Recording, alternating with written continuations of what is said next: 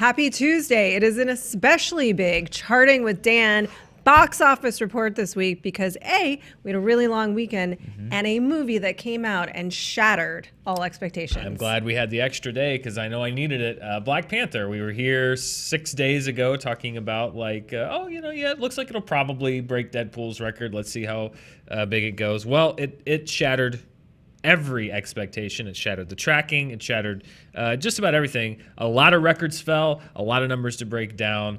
I have so many fun things to talk about. Well, they're fun to me, and I guess if you're watching, they're fun to you. I think they're fun to all of us because this is some of the most interesting portions of our week here when we really look at the numbers and what they may mean for the future of this industry. So let's talk about this film, which people were projecting to do very, very well. It was already setting records as the highest reviewed movie on Rotten Tomatoes of a live-action superhero movie, outselling Fandango. But let's look at what it actually did, Dan. Yeah. Starting with per screen. Let's start on the weekend top 5 just to see how all of the other 5 films? movies this weekend. There were some other movies out: Peter Rabbit, 50 Shades, yada yada yada, Jumanji, whatever. 242,155,000. This is the 4-day President's Day weekend. This is not the 3-day. This is the 4-day. There's important distinctions, and I'll break down those numbers. But this is for the 4-day President's Day weekend. $242 million for Black Panther. That is the second best 4-day gross of all time. We will definitely get into that number. But there's a lot there's so many. There's 3 days, there's 4 days, there's holidays, there's superheroes, there's comic books. As you mentioned, let's look at the per screen average, which is kind of the microcosm of how well this movie did. Over the 4-day weekend, Black Panther averaged $60,000 on over 4,000 screens. Now, $60,000 per screen, if you watch this show, that's a pretty solid per screen average for a limited release movie that's in 100 or 50 theaters. $60,000 for a wide release is what the studio executives like to call Star Wars money. Yeah. That is about the same amount of money per screen that Star Wars movies make. So when you put a movie out on 4,000 screens and you get $60,000 per screen, you're going to like that. For reference, which had a huge debut, that made $30,000 per screen, about half. Wonder Woman made $25,000 per screen, which is less than that. So right there, amazing numbers coming in. I mean, This is, especially for a character, we've seen him before, certainly, but this is his first solo outing. And that's particularly impressive. This is the biggest opening for a solo superhero movie. It is. There are some domestic records that I didn't have time to do charts for, but so many charts needed to be made that he didn't have time for. I didn't have time. Let's just run through some of this information and then we'll get to the actual things that I could do charts. Here's some domestic records that I didn't make charts for, but that this movie has. It was the biggest opening weekend for a solo superhero movie, not just Marvel, DC, any of them. It was the biggest President's Day opening weekend, the third best per screen average we just showed you for wide release ever, behind, as I said, Force Awakens and Last Jedi, Star Wars money. Black Panther had the 8th best Friday, the 4th best Saturday, the 2nd best Sunday, and the best Monday gross ever. Again, we will get back to that because that tells the story about the 4-day gross of this movie. This was not only the best opening weekend for an African-American director, Ryan Coogler, of course, it is already the highest grossing domestic release for any African-American director. It beat The Fate of the Furious, which is F. Gary Gray. It beat his record from last year. He beat Jordan Peele's record for Get Out, which was also set last year. So it wasn't only the biggest opening for a black director, it's already the highest grossing movie in the United States from a black director. That is amazing after 4 days of release.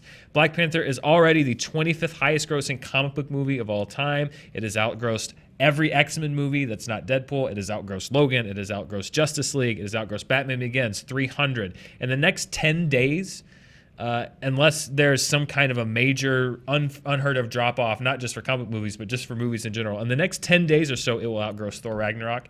It will outgross Iron Man. It will outgross Batman v Superman. It will outgross Guardians of the Galaxy. It is all but guaranteed to be one of the top 5 highest grossing comic book movies of all time. And unless there is a massive drop off, and I don't just mean based on the numbers, but I just mean historically based on how the business of Hollywood works and the historical performance of movies that have opened in this range. Unless there's a historic drop-off, Black Panther is more than likely going to become one of the 10 highest-grossing movies domestically in the United States of all time. Yeah, we cannot underscore how extraordinary this is enough. And just to really, really highlight what you were just talking about. Yeah. And we talked about this earlier on our morning show, is that when we say it's already outgrossed things like all the X-Men movies and Justice League, Right. without the exclusion of Deadpool, we mean their entire domestic Entire theatrical run. Their entire domestic theatrical run, it has outgrossed in its first 4 days. Yeah, not to this point. Yes. Like total. Like total. It's Yeah. already surpassed them in 4 days, and there's plenty more time to go. Mm-hmm. And to one of your earlier points, it does not look to be slowing down because that Monday number takes it above to break even more records. So it looks like it's ramping up. Yeah. We have. I'm going to break down coming up the way that this movie looked day by day, percentage wise, and just raw numbers wise, and look at how I think that'll affect its future. But I figured there's so many different angles to kind of come from to hit toward these movies. I wanted to start very small, and then we'll open up wider and wider. So let's look at first the number that you called it. You said Deadpool's record was definitely going to go, the February opening record. So let's look at the top 5 openings in February. Black Panther did indeed pass Deadpool's record. It shattered it by $70 million. 50 Shades, Passion of the Christ, Lego Movie, those all got bumped down one. Black Panther was the best. Really interesting mix of films. It's a weird mix of February's a weird month. Night of movie watching. Not only was this the highest opener in February, this was the highest opening movie in any month that's not May, June, or December. Yeah. So, And we've talked about this before, Dan, but I think it's more and more true. And certainly we're seeing this. There is no time of the year anymore for a blockbuster. There is just a blockbuster arriving when it does. When it does, yeah. And that's sort of interesting. And this is in a sweet spot, particularly for what we're talking about in terms of legs, because there's not a ton of competition for it for a little while. Not a lot, no. I mean, we have Annihilation opening this week, but as far as big competition, we were just talking in March. We've got A Wrinkle in Time opening, which is another Disney movie, which a lot of people are expecting big things from, and I think it will probably do well. But I wouldn't call it direct competition in the sense of it's not in the same exact genre. I think it's probably aimed at a little bit of a younger audience, more of a family audience. Although we'll talk about the demographics, there really wasn't one for this movie as far as like. It's this group, and no, it's literally everyone. But I do think that A Wrinkle in Time, I wouldn't regard as competition in the sense that it's going after the exact same group of people. It's just that it's a big release that's coming up. We've got Ready Player One coming out in about a month. That's probably going to have a big push. We'll see how it does.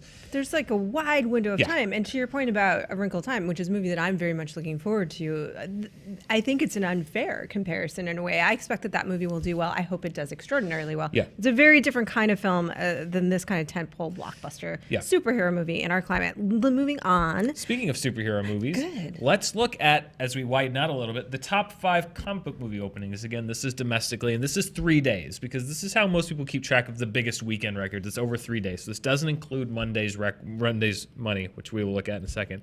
These are the top 5 comic book movie openings here in the U.S. And Black Panther was about just over $5 million short of setting that record. It comes in below the Avengers in 2012. It topped Age of Ultron, Civil War, Iron Man 3. Chadwick Boseman breaks up the Robert Downey Jr. poster monopoly there, so that's good. But yeah, so not only in February, but in the genre of comic book movies, the MCU happens to have the top 5 openings here. That also made some noise. And I just want to pull this out a little bit if we can look at that chart, because it really highlights how special this is, because it's only $5 million off Avengers, which was at the time a phenomenon. This was the first time we had seen Marvel build to and then unite its heroes. It's the first time we'd seen anyone do that. Everyone wanted to know if it would work. It was also a good movie. It was well reviewed. People liked it. So then everywhere else in this chart, you see a big sort of team up or event film. Iron Man 3 was the first movie after the Avengers. Was the first movie after the Avengers, exactly. So for Black Panther as a solo film to be that far outpacing other films that are solo films is pretty amazing. And even when you adjust for inflation, that bumps the Avengers up to around the 220 range, which still that's less than $20 million that Black Panther is behind it. And again, you're right. When you consider the hype that the Avengers had, the culmination of Phase 1 of the MCU, the first time you're seeing these characters team up, the fact that this movie reached those heights, that tells you a lot about the success that it has seen thus far. They were basically marketing it in other movies for years. For 4 years. It's for 4 years. It was leading up to that. So anyway, I think that's pretty highlights how big of a phenomenon this really is. Widening out from comic book movies, let's look at the top 5 just opening 3-day opening weekends here in in North America. And again, Black Panther, the 5th biggest opening weekend of all time, again behind the Avengers, Jurassic World, and the Star Warses. Star Wise. The Star Wise. Again, people, I think, when we talked here on SJU on Friday, I said, if this movie gets up around $200 million, all bets are off. Well, that's exactly what happened with this movie. And it just goes to show you this happened with this happened with Wonder Woman. When you have a movie that has buzz, the tracking that studios do and that outside firms do generally can help you indicate how a movie might be on a weak side as far as like it's only tracking to $10 million. It's that kind of data that I think helped influence Paramount to sell Cloverfield Paradox to Netflix. They kind of saw how people were responding to that movie, at least from their test screenings. I think that the tracking has been shown now that you cannot track enthusiasm. No. And that's what you're seeing is these movies overperforming that tracking. And to be fair, the studios like to underestimate those numbers so that they can go, wow, it was an even bigger hit than we thought it was going to be, smartly on their part. But they really underestimated how this one was going to do, which is pretty interesting. And you can't sort of track the idea of people wanting to see it again. Roxy Stryer this morning mentioned she just personally had a couple of friends saw it on Friday, then again on Sunday. Yeah. So let's talk about the total. So the 4-day four gross. days. So this was the shocker. I think I misspoke. I think I said this had the best Monday gross of all time. It did. It had the second best Monday gross of all time. This was kind of the shocker when yesterday's numbers came in starting this morning, and people saw how it kind of outperformed those estimates, was that Black Panther yesterday beat out The Last Jedi for the second best Monday gross ever. And again, that was a number that people weren't really expecting it to do. So I wanted to kind of break down into, it had the 5th best opening weekend of all time, but when you look at the 4-day gross, it has now had exceeded even that. And how does that happen? So let's look at the charts here. These are the top 5 4-day grosses.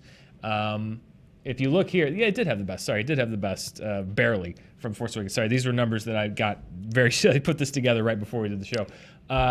How did Black Panther go from the 5th best opening weekend, 3 days, to how it was doing after 4 days?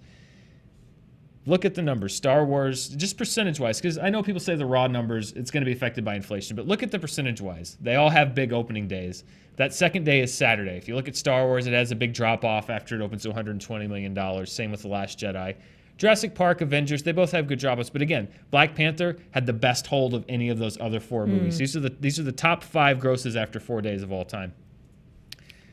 Look at the second day. Again, Star Wars holds well. Everything holds pretty well. Avengers, single-digit hold on Sunday, which means it only lost 9% of its audience from Saturday. Again, the best hold day-to-day of any of those movies. And then again, when you look at Monday, Last Jedi, Jurassic World, Avengers all had substantial drop-offs. Now, 2 of those were during the summer. Last Jedi was during December. But again, when I say it's doing Star Wars numbers, look at The Force Awakens, which we refer to as a phenomenon. Yes. The Force Awakens had a 33.8% drop-off.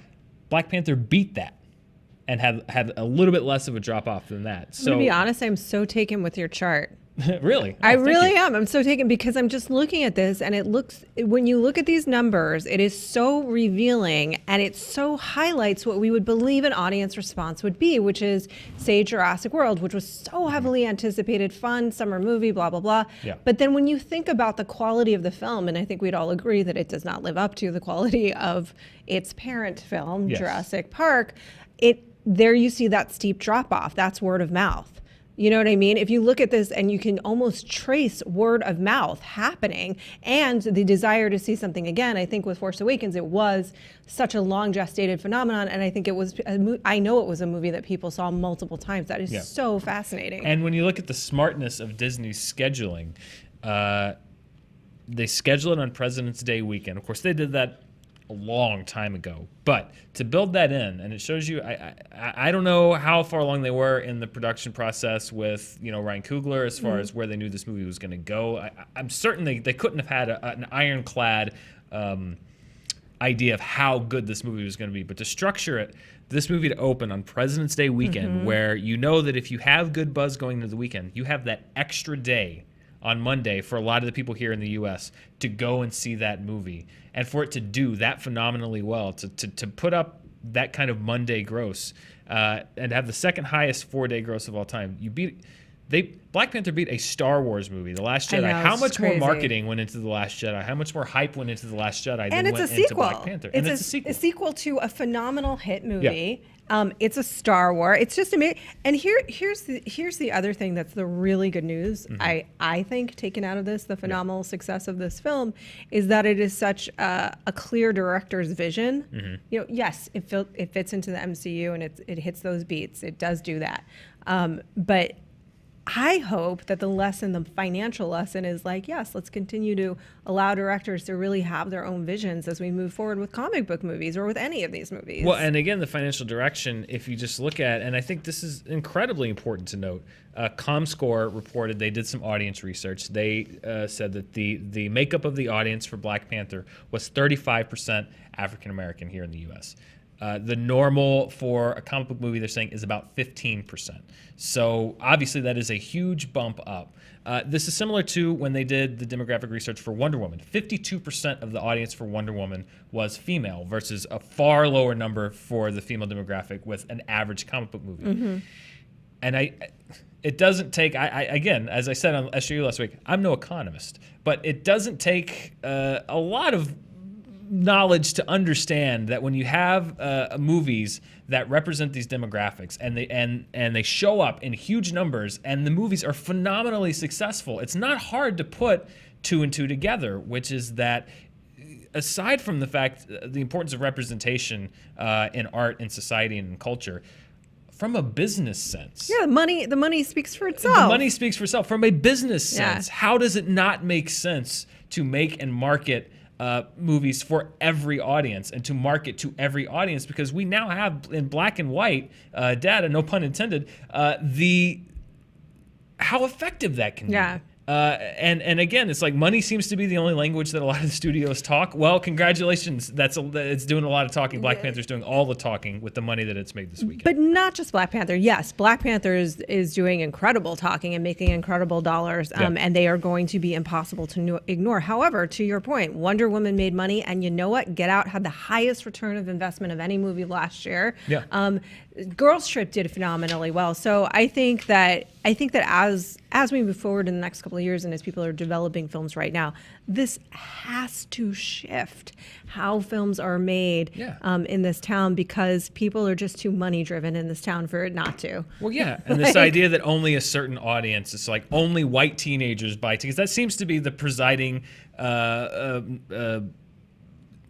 opinion among so many studio heads for so long, is that only white male teenagers from 18 to 24, they drive the ticket sales for our superhero movies. So that's who we're gonna target those movies for, and that's the market they went after, and that's the market that they largely captured. And this idea, and it's shocking that it took however long and whichever executives decided, well, we'll take a risk on this, but it's paying off in dividends now. And again, 17 movies. It's 17 movies and however many DC movies with Batman and Superman. And again, counted it's just the other day, it's about 30. 30? There you go. 30 movies. And again, I don't know why some wizard sitting in an actuarial office with a table in front of him said, like, hey, you know what? Maybe if we market to a lot of different groups and make things that all different kinds of audience can appreciate and can target towards different audiences, we might make a lot more money. Yeah. It's shocking how that works. Imagine that. But this is going to be the story. And you know what? I think this is going to, not only is this a great film, just a phenomenal thing to be witnessing for us as people that report on this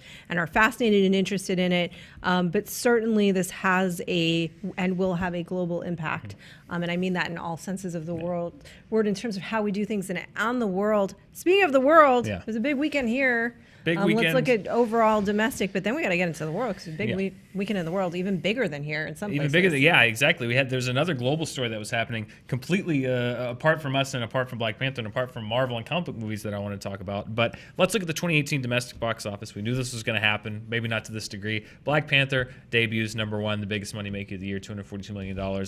50 Shades and Peter Rabbit took some jumps up this week, and then everything else is kind of, our January, February releases are starting to drop down the charts. We lost Proud Mary, we lost Winchester off the top 10 this week. Commuter and unfortunately Paddington 2. I'm sorry, Roth are moving down. R.I.P. Insidious and Maze Runner, and those will probably hang on through the summer-ish. But Black Panther is going to be one that I would be shocked if it wasn't at the top of that chart and definitely on the chart for the duration of 2018. 50 Shades Freed, it'll have a good run. That'll go away eventually. That'll go away eventually. We're free. Exactly.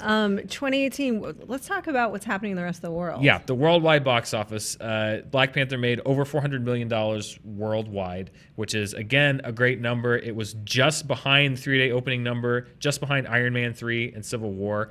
And it has not yet opened in Russia, Japan, or China, which are big markets for Marvel movies. And again, there were some people saying like, well, Black Panther's a big deal here in the US, but will it translate overseas? The answer is yes, it translated just as well as Iron Man 3 and Civil War. So this is a movie that's playing, again, it has a lot of resonance here in the US, but also overseas, just as a Marvel movie, as a superhero movie, it's playing on par with any of the other ones. So kudos to Ryan Coogler and everyone on that team. They made a damn good movie is what they did. Yes, they made a did. damn good movie and people are loving it. And people like it. And people like it. But speaking of China, this past weekend was the beginning of Chinese New Year, and China actually set their own records and beat out the U.S. for a few records. It set the record for the biggest 3-day weekend box office gross ever in a single market. The weekend for that previously was the Friday to Sunday here in the U.S. that The Force Awakens came out. China basically kind of in celebration of the big holiday over there, Chinese New Year, flooded the market with a lot of big blockbuster movies aimed at Chinese audiences, made for Chinese audiences. It set the record for the biggest 3-day gross in any territory ever, combined box office. And also it set a biggest single-day gross last Friday, the biggest single-day gross ever in any country for the box office. So the buying power in China continues to grow. And if we look at that top 10 list again, Monster Hunt 2 debuts in the top 5, almost $200 million. That was a massive hit in China this past weekend. Detective Chinatown 2, which Monster Hunt 2 set a single-day record in China, beat Wolf Warrior 2, which is a movie we talked about last year. Yeah. But then Saturday, Detective Chinatown 2 passed Monster Hunt 2, and that started putting in big grosses. So we had 2 movies that debuted in China this weekend to over $150 million. The Monkey King 3, another Chinese film, that comes into our top 10 at $81 million. So as of today, 4 of the top 10 highest-grossing movies of the year worldwide are Chinese films. Forever Young is also a Chinese film. So while Black Panther was setting records here in the U.S., in China, they were setting their own records. Black Panther rolls out there in early March, partly because, as we've discussed here on the show before, China is kind of shifting their priorities, and there are times when they clear the multiplexes of a lot of imports from the U.S. and other places to let their films kind of thrive in the marketplace. Black Panther's going to move in there next month. So we'll see how it does in China and what that does to the worldwide gross of Black Panther. We have some franchises to catch up on here, Dan. So many. Monster Hunt. 3 behind on Monkey King. 2 behind on Monster Hunt. 2 behind I'm serious. on Like, we Detective should Chinatown. really catch up because this is the story, and I'd be very curious to see A, what these films are about, and then B, how they translate. Yeah. You know, Yeah. And if we'll start to see that happen more and more, if we'll see it start to have China exporting more and more. But yeah, I mean, exactly. Certainly that already happens, and you'll get phenomenal hits here and there. Here and there, but I mean that's the thing is I think that's what's so impressive about the Chinese film market is the fact that they do export their movies here. Yeah. Wolf Warrior 2 played here, and Monster Hunt 2 was released here, but not wide. And it's the fact that they're generating grosses that are playing on a global scale, pretty much in many cases almost solely domestically. That's impressive. It just goes to show the power and the emergence of their film industry in their own right, not just as it relates to how do they contribute to the box office grosses of American movies. And there's been a really incredible, this is a whole other conversation that we'll get into one day, but there's like an incredible history of Chinese cinema and just some of my favorite filmmakers and films over time. So I'm going to catch up on these more popularist films and see how they hold up. Yeah, and we'll see how Black Panther holds up again. Who knows? After this weekend, given how it's overperformed and how just the energy around this movie, The average drop off for a big tentpole movie like this in its second weekend is around 60-ish%, 50% is a really good hold, 60, sometimes 70. I'm going to predict that the drop off on Black Panther is closer to 50 than 70 because I think you're going to see a lot of 40. I know. I mean, I'm going to swing for the fences and say that I think it's going to hold incredibly well this weekend because because of the phenomenon that it is, anyone that hasn't seen it yet is going to want to be part of this conversation and understand what's going on with it. Curiosity is going to be piqued. It's got tremendous word of mouth. People will see it again, and there's just Annihilation's a very different kind of film. It's not going to compete in that way. It's very, from what we're seeing it tonight, it's very kind of high-minded, not high-minded as in hoity-toity, but very kind of cerebral, that's the word I'm looking for, sci-fi, which is popular amongst the sci-fi crowd, but is always very difficult to sell to a mass market. Yeah, and that's not getting butts in seats. It's not getting butts in seats, and as we mentioned, Paramount kind of hedged their bets on this. They already sold the international rights to that movie and everywhere except for here in China to Netflix. So we'll see how it performs here. I want to do an asterisk that my prediction is bonkers. That would be incredible. Black Panther has out-indexed every expectation so far, so there's no reason to believe that that's not going to extend to its second weekend. I'm going to be very curious to see how it does going forward. But regardless, again, barring a huge drop-off, it's going to probably be around the size that Beauty and the Beast was last year for Disney, around this time, if not bigger, and probably a top 10 all-time moneymaker here in the U.S. And what else could you ask for? What else could you ask for? I'm looking forward to seeing that unfold over the weekend and then talking with you about it on Monday. It's going to be fun. It's going to be fun. Yeah. Thanks for watching. Thanks for joining us.